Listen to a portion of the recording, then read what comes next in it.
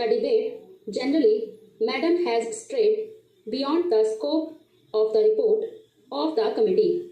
In fact, it has almost been a general resume of the work of this House for the past 12 years, of the opportunities we have had or of the opportunities we could have had, and that sort of thing. Although many members have touched on many points, still amendments have been tabled only a few of the rules.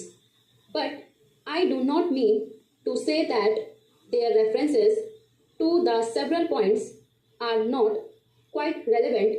Certainly, they are relevant and they are very useful suggestions. In fact, this debate has been very valuable in throwing much light on the report of this committee. There is no time at my disposal, so I will very briefly cover some of the points which need reply.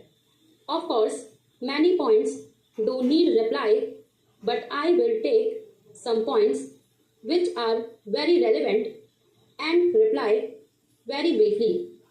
Before going to that, I would mention that there was a very factual error committed by one of the honorable members when he said that although we were revising our rules at this late stage, still we had an advantage over the other house which had not yet done this work.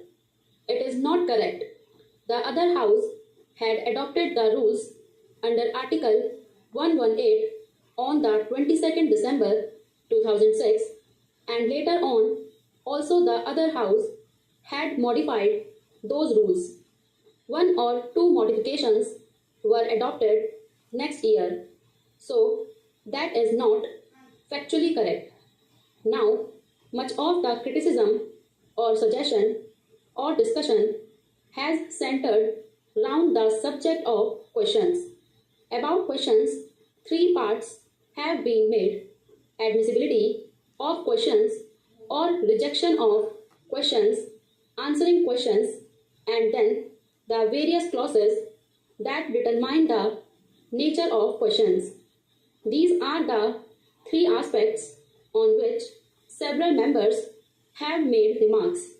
Now, with regard to admissibility, several members have cast some reflection on the Secretariat. Well, the Secretariat can only go by the rules, by the conditions prescribed here. Unless we say that these conditions or qualification for a question should not be there, I do not think we can blame the Secretariat. You will remember, Madam Deputy Chairman, that I was one of those who were putting many questions, and I also had the misfortune to have many of my questions rejected. It is true, as many of the honorable members have said, that questions which have been rejected on one ground have been admitted again on the same ground.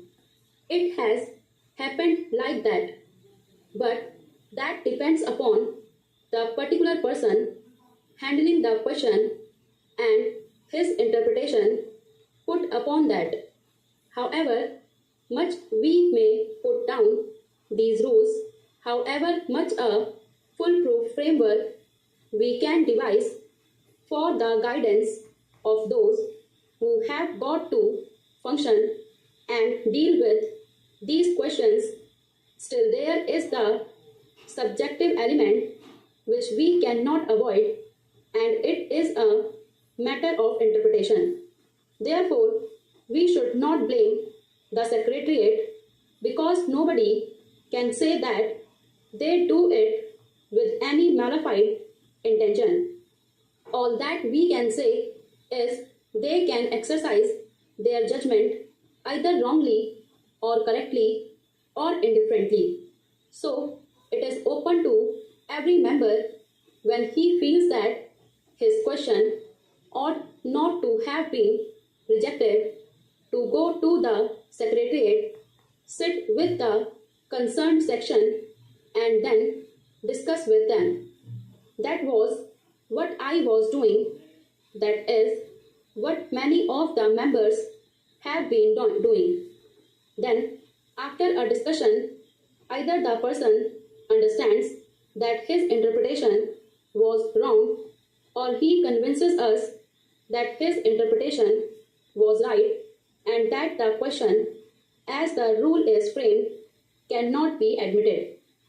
It must be realized that the admissibility or rejection of questions is in the name of the chairman. Although one section of the secretariat handles the questions, still it is done in the name of the chairman. So, it is not correct propriety to bring the secretariat into question here. The remedy is open to us to go to them and discuss with them. But the disappointment is there. I have also had that disappointment. It is true that when in one house, on one ground, a question is rejected, in another house, on the same ground, that question is accepted.